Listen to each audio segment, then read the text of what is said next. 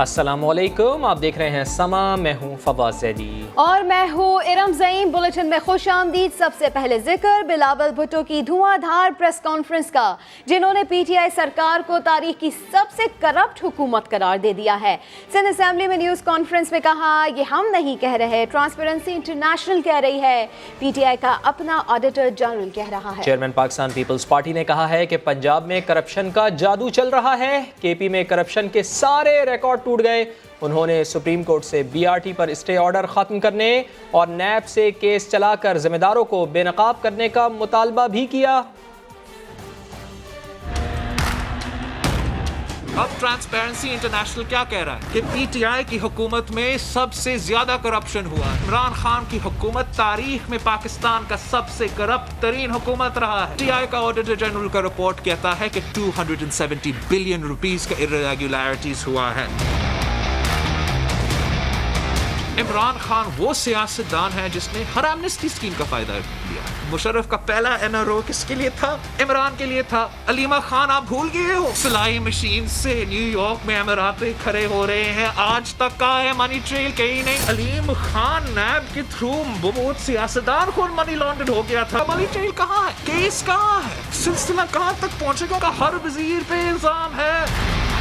नैब का पे सर का पाव का ड्रामा आज तक स्पेशल असिस्टेंट्स तक भी नहीं पहुंच सकता है। जहांगीर तरीन तो पहले से ना अहल था, तब वो भी भगोरा बन गया है और नैब से चुप रहा है लंदन में। पोलियो में करप्शन, हज में करप्शन, पीआईए में इतना करप्शन कि उन्होंने पीआईए को बिठा दिया है। पूरा पंजाब जादू और करप्शन से चल रहा है। हर डिस्ट्रिक्ट, हर डीसी, हर ठेका, हर ओहदा, हर अपॉइंटमेंट आप पूछे कौन अपॉइंट करता है और पैसा कहाँ जाता है। इलियन ट्री सुनामी में करप्शन, मालूम जब्बा में करप्शन। केपीके ने तो करप्शन का रिकॉर्ड्स तोड़ दिया। वहाँ के लोग शर्मिंदा हो गया कि आपने इतना करप्शन कैसे कर दिया। इमरान खान ने खुद करप्शन किया। मीडिया चुप, नैब चुप, इलेक्शन कमीशन इस पर डेट पर दे कि ये तो कोई सो मोटो नहीं।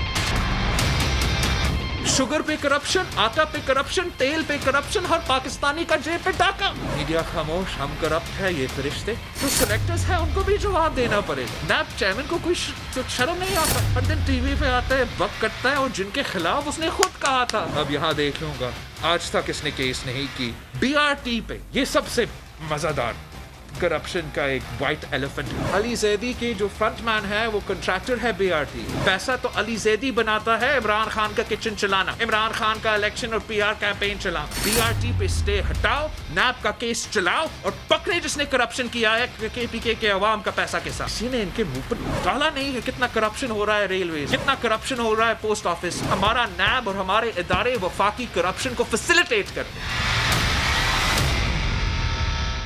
तहरीक इंसाफ ने बिलावल भुट्टो के इल्जामात की मजम्मत करते हुए सख्त रद्द अमल दिया है। वफाकी वज़ीर इत्तलात शिबली फराज कहते हैं पीपी चेयरमैन फ्रस्ट्रेशन का शिकार हो चुके। मुराद सईद का कहना है करप्शन, भत्ताखोरी और कत्ल गारतगरी जियालों की पहचान बन चुका है। उनके सदके भी जाली अकाउंट से दिए जाते थे। पीटीआई रहनुमाओं का बिलावल पर पलट कर वार। वफाकी वजीर इत्तलात शिबली फराज कहते हैं वजीर आजम पर करप्शन का इल्जाम लगाकर बिलावल ने खुद अपना मजाक बनवाया। सियासी फ्रस्ट्रेशन का शिकार हैं, उनके पास कोई एजेंडा है नहीं, उनकी फैमिली पे काफ़ी सवालात हैं, वो उनका जवाब दें बजाय इसके कि वो ऊट पटांग बातें करें। मुराद सईद ने कहा कि जीआईटी सामने आने पर पीपी क़यादत की चीखें निकल रही हैं। कमीशन, बत्ताखोरी, कत्ल गारतगरी, मैं भी आपके सामने रिपोर्ट रखूंगा, ये तमाम आपकी पहचान बन चुकी है। सदके के बकरे होते हैं वो भी फेक अकाउंट से। फयाजुल हसन चौहान ने पीपी क़यादत को आड़े हाथों लिया। सीटियां पकड़ो तो सीटियां इनकी निकलती हैं और ये जो सीटियां और इनकी चीखें हैं वो मरीज तक सुनाई देती हैं। सूरत हाल ये है कि दिन ब दिन शिकंजा इनका कसा जा रहा है। फैसल जावेद ने कहा पीपी के इक़्तिदार में अवाम गरीब और हुक्मरान अमीर हुए। इन्होंने दिया क्या कराची को, इन्होंने दिया क्या सिंध को, इन्होंने अवाम को लूटा है और अपनी प्रॉपर्टीज बनाई है, ये इनका तर्ज हुकूमत रहा है। फैसल जावेद ने वाजे कर दिया कि सिंध पीपी की जागीर नहीं, सूबे के अवाम की खिदमत करते रहेंगे। बिलावल भुट्टो जरदारी ने इल्ज़ाम आयद किया है कि अबराज ग्रुप इमरान खान का फ्रंटमैन और उनका एटीएम है। पीपी चेयरमैन का कहना है कि एफआईए की रिपोर्ट में है ये अरबों रुपए की गैस चोरी कर रहे हैं। उन्होंने सवाल किया कि लंदन से इमरान खान और डॉक्टर आरिफ अलवी को फ़ोन कौन करता था। पीटीआई का अपना, FIA का अपना रिपोर्ट कि इमरान खान का ATM, अबराज ग्रुप और के इलेक्ट्रिक का जो करप्शन है, ये रिपोर्ट दबाया गया है। इस पे कोई एक्शन नहीं लिया गया है। आज तक रियासत पाकिस्तान ATM, इमरान खान, अबराज ग्रुप को फैसिलिटेट कर रहा है, जिन पे इल्जाम है, संगीन इल्जाम है कि बिल गेट्स जैसे फाउंडेशन से वो चोरी करते। आज तक के इलेक्ट्रिक और अबराज ग्रुप का PTI का मुकमुका की वजह से वो कराची के अवाम के खून चूसते हैं। आज तक 1 रुपया नहीं दिया है। अरबों रुपए का गैस खा चुके हैं। उनका कोई एग्रीमेंट ही नहीं है गैस लेने का। बीवी के किताब में लिखा है कि ये फंड करता था, खुद मानता था कि मैं इमरान खान को फंड करता हूँ। जब ब्रिटेन में, UK में पकड़ा गया, फोन कॉल किसको कर रहा था? इमरान को और आरिफ अलवी को। आज तक कराची के अवाम को क्या अजाब में डाला हुआ है। घंटों का लोड शेड, किस चीज का बिल दे रहे हैं कराची के अवाम? ये क्या है, नाइंसाफी है कि कराची में बिजली आती नहीं और बनी गाला से बिजली जाती नहीं। ये बहुत ही बड़ा करप्शन स्कैंडल है। पाकिस्तान स्टेट ऑयल ने कराची में लोड शेडिंग का जिम्मेदार के इलेक्ट्रिक को करार दे दिया। PSO का कहना है कि के इलेक्ट्रिक ने फर्नेस ऑयल की पेशगी डिमांड भेजने के बजाय 9 माह की ताखीर की। इस्लामाबाद से वहाब कामरान रिपोर्ट करेंगे। रोशनियों के शहर में अंधेरे, तवील और गैर एलानिया लोड शेडिंग के हकायक सामने आने लगे। वफाकी हुकूमत के बाद PSO ने भी बिजली बहरान की जिम्मेदारी के इलेक्ट्रिक पर डाल दी। कंपनी पर फर्नेस ऑयल की डिमांड 9 माह की ताखीर से भेजने का इल्जाम।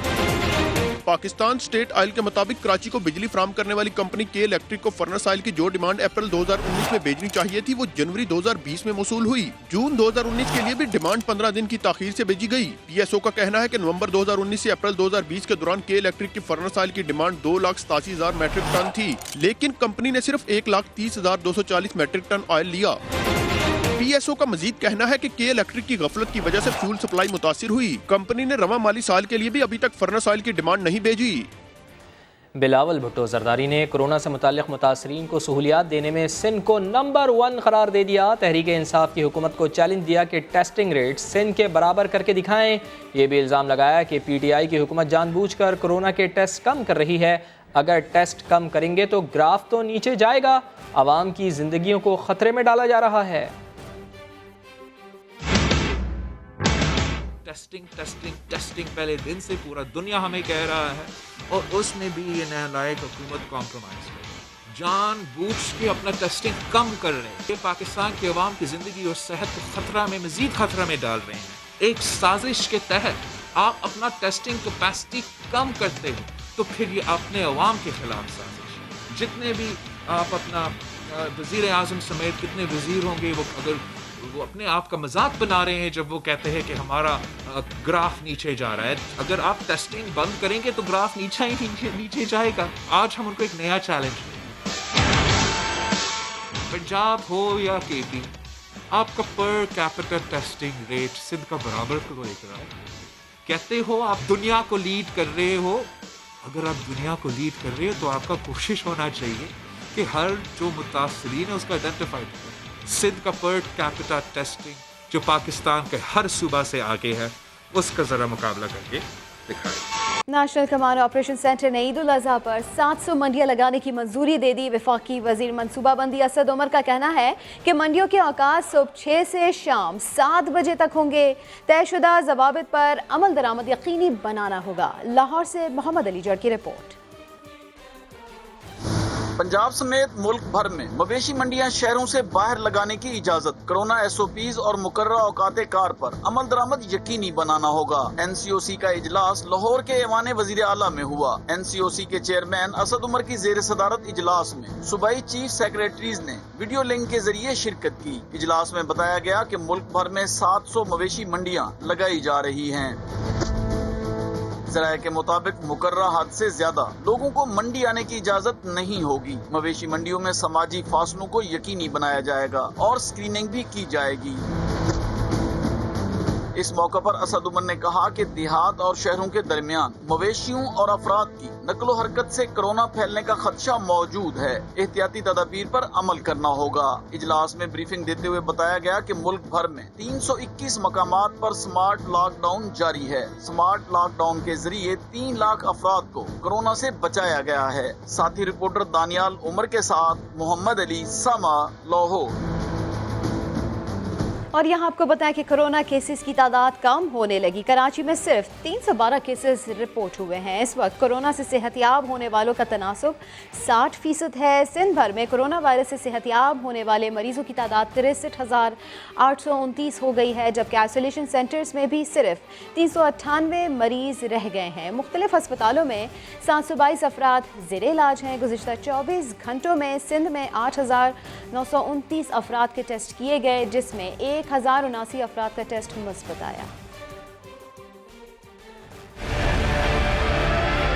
दुनिया के कई ममालिक में तबाही फैलाने के बाद कोरोना का जोर टूट रहा है, मगर कई ममालिक में अब भी कोरोना तेजी से फैल रहा है। आइए हम आपको बताते हैं कि दुनिया के वो कौन से 10 ममालिक हैं जहां इस वक्त कोरोना के सबसे ज्यादा एक्टिव केसेस हैं। तो सबसे पहले पाकिस्तान की बात करेंगे, जहां कोरोना की सूरत हाल काबू में आने लगी है। मरीजों की तादाद में मुसलसल कमी वाक़ हो रही है। वतन अजीज एक्टिव केसेस के लिहाज से दुनिया में 8वें नंबर पर है। पाकिस्तान में कोरोना के एक्टिव केसेस की तादाद कम होकर 84,000 रह गई है। एक्टिव केसेस की फहरिस्त में अमेरिका सबसे आगे है। यहाँ एक्टिव केसेस की तादाद 17,60,000 के करीब है। इसी तरह ब्राज़ील दूसरे नंबर पर है। यहाँ एक्टिव केसेस 5,80,000 से तजावुज़ कर चुके हैं। पड़ोसी मुल्क भारत की अगर हम बात करें तो भारत में कोरोना अब भी आउट ऑफ कंट्रोल है। यहाँ कोरोना मरीजों की तादाद 3,05,000 से तजावुज़ कर चुकी है। जनाब, भारत में रोज़ाना हज़ारों केसेस और सैकड़ों अमवात सामने आ रही हैं। एक्टिव केसेस में रूस का नंबर 4 है, जहां कोरोना के एक्टिव मरीज 2,18,000 हैं। इसी तरह जनूबी अफ्रीका में कोरोना मरीजों की तादाद 1,37,000 से ज़ायद है। पेरू लिस्ट में 6ठे नंबर पर है, जहां कोरोना से लड़ने वाले मरीजों की तादाद 97,000 से तजावुज़ कर चुकी है। बांग्लादेश में भी वबा तेज़ी से फैल रही है। यहाँ एक्टिव केसेस 86,000 से बढ़ चुके हैं।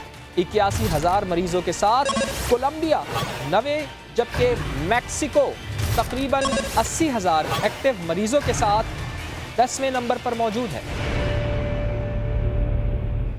आगे बढ़ते हुए आपको बताएं, NFC अवार्ड में तरमीमी बिल के लिए सेनेट में तहरीक पेश। अपोजिशन जमातों ने खुलकर मुखालफत कर दी। मामला 18वीं तरमीम पर शब खून और पार्लियामान पर हमले की कोशिश करार दे दिया। बहस के बाद NFC अवार्ड से मुतालिक आईनी तरमीमी बिल पेश करने की तहरीक मुस्तरद कर दी गई।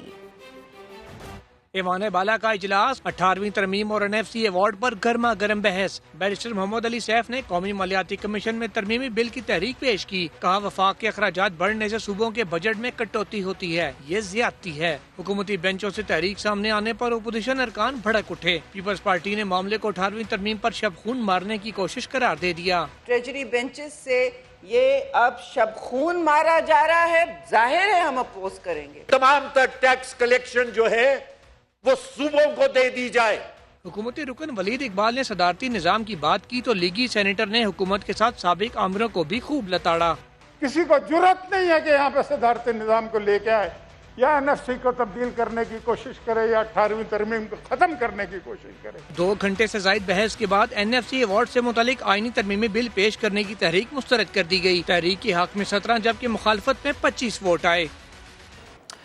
बदनाम ज़माना लियारी गैंग के सरगना उज़ैर जान बलोच अपने इक़बाली बयान से मुकर गए। इंसदाद दहशतगर्दी की अदालत में एक और इंकशाफ कर दिया। कहा, अल्लाह ताला को हाजिर नाजिर जान कर कहता हूँ, कोई कत्ल नहीं किया, वो बेगुनाह हैं। मजिस्ट्रेट ने गलत बयानी की। जज ने इस्तफसार किया कि कल आप हाई कोर्ट में जाकर आज के बयान से भी मुकर जाएंगे। उज़ैर जान बलोच इस पर खामोश हो गया। इरफानुल हक की रिपोर्ट देखिए।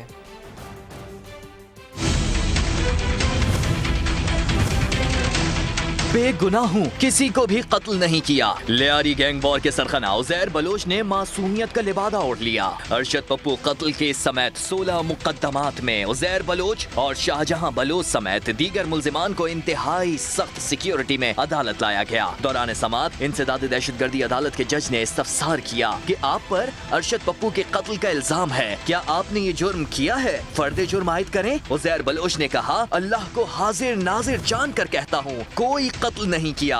अदालत ने पूछा कि आपने इकबाली बयान कलमबंद कराया है, जिस पर उज़ैर बलोच ने कहा उसका कोई बयान कलमबंद नहीं हुआ, मजिस्ट्रेट ने गलत बयानी की है, मेरे साथ जालसाजी हो रही है। अदालत ने मुल्जिम को मुखातिब करते हुए कहा कि जो बयान आप यहाँ दे रहे हैं कल हाई कोर्ट जाकर उससे भी मुकर जाएंगे। इस सवाल पर उज़ैर बलोच ने कोई जवाब नहीं दिया। वकील सफाई की अदम हाजिरी के बाइस समाअत जुलाई के आखिरी हफ्ते तक मुलतवी कर दी गई।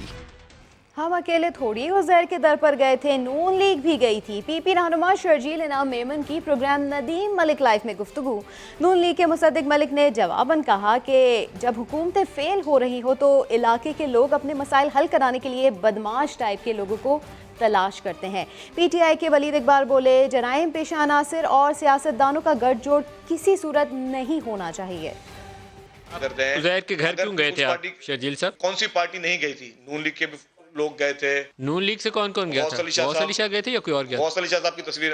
ये सियासी लोगों का क्यों मजबूरी है जी कि किसी न किसी उज़ैर से या रॉ से ताल्लुकात उनके जरूर होने चाहिए? जब रियासत कमज़ोर और फेल हो रही होती है तो अपने काम जो इलाके के करवाने के लिए ज़्यादातर आप देखेंगे कि मजबूत लोग जो हैं उनको इलाके के लोग उनसे रुजू करते हैं जो ज़रा बदमाश टाइप होते हैं। एब्सोल्युटली जी, ऑर्गेनाइज्ड क्राइम और पॉलिटिक्स का रिश्ते को तोड़ने की ज़रूरत है। नहीं बहुत ज़रूरत है, बिल्कुल नहीं होना चाहिए।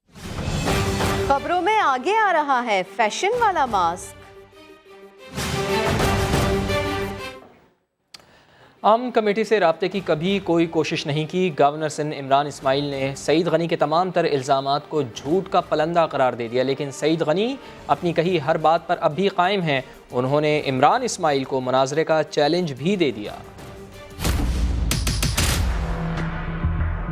NCOC की हर चीज रिकॉर्ड पर है। वजीर आला सिंध को वजीर आजम के बारे में बयान देते हुए मोहतात रहना चाहिए। इमरान इस्माइल ने मुराद अली शाह को खबरदार कर दिया। प्रोग्राम नए दिन में गुफ्तगू करते हुए सईद गनी के दावे को भी मुस्तरद कर दिया। ना कभी इसमें जब मैं पाकिस्तान तहरीक इंसाफ में था तो ना कभी किसी टेररिस्ट को सपोर्ट किया, ना किसी टेररिस्ट की सपोर्ट हमने सीख। सईद गनी ने भी तुर्की व तुर्की जवाब दिया। समा से गुफ्तगू में कहा, हबीब जान बलोच ने मेरी बात की तायीद की है। उन्होंने गवर्नर सिंध को भी मुनाजरे का चैलेंज दे दिया। अगर मैं झूठा हूँ ना, गवर्नर साहब मुनासिब समझे, मेरे साथ लाइव बैठने की मैं और चीजें बताऊंगा। मैं ये बताऊंगा कि किस MNA के घर पे ये उनके मीटिंगें करते थे। सईद गनी का कहना है तहरीक इंसाफ गड़े मुर्दे उखाड़ कर मुल्क को दरपेश बहरान और मसाइल से तवज्जो हटाना चाहती है। और इन दिनों सोशल मीडिया पर बिलावल के अजरक मास्क की बड़ी धूम है। आज सहाफ़ियों ने सवाल किया तो बोले जल्द ही मुल्तानी अजरक वाला मास्क भी बनवाएंगे। मजीद कहा इनके पास मास्क पहनने की वजह से लोगों की हौसला अफजाई हो रही है। अब अमरीकी सदर भी मास्क पहन रहे हैं। वज़ीर आज़म इमरान खान के जिक्र पर मुराद अली शाह ने फिक्रा कसा कि वो कभी मास्क पहनते हैं और कभी नहीं।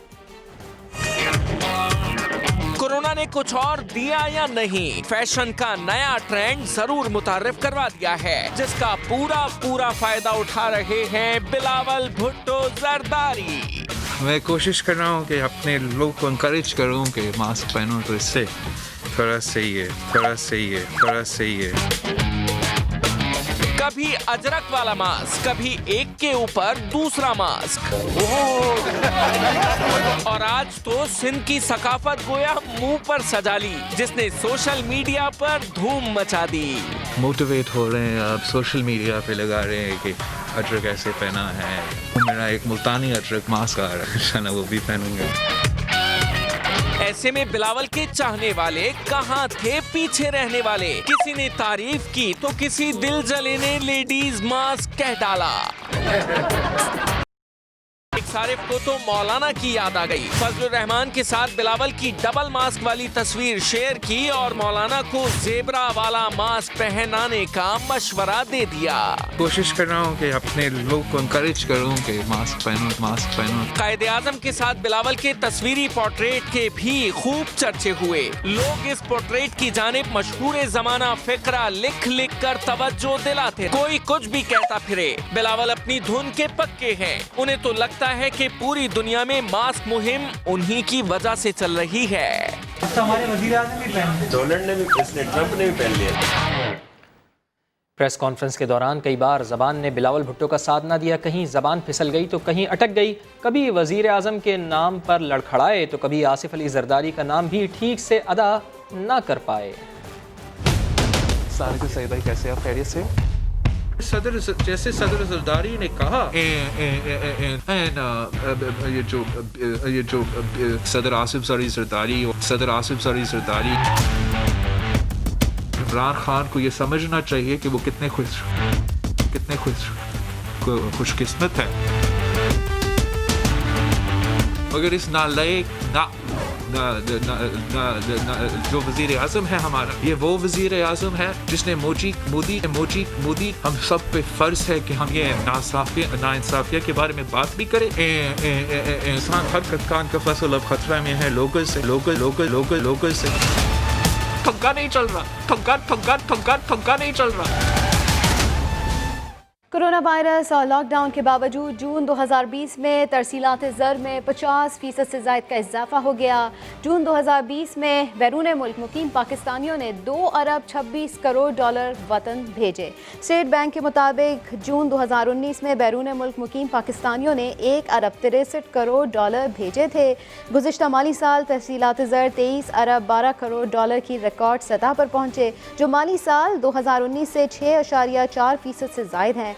माली साल 2019 में $21 अरब 73 करोड़ की तरसीलात मौसूल हुई थीं। कश्मीरी न डोगरा राज के सामने झुके, न ही काबिज़ भारत के सामने झुकेंगे। यौम शुहदा पर इस्लामाबाद में भारत के खिलाफ कश्मीरियों के एहतजाजी मुजाहरे की तफसीलात बता रहे हैं राजा शहजाद अली। 1931 में 22 कश्मीरियों ने जिस मकसद की खातिर लहू बहाया, कश्मीरी आज भी उसकी आबियारी अपने लहू से कर रहे हैं। 89 साल कबल श्रीनगर सेंट्रल जेल से शुरू होने वाली तहरीक कुचलने के लिए पहले डोगरा राज, फिर भारत ने बेतहाशा ताकत का इस्तेमाल किया, मगर कश्मीरियों को झुकाने की बजाय खुद एक जालिम सफाई हस्ती से मिट गया। अब दूसरे की तबाही करीब है।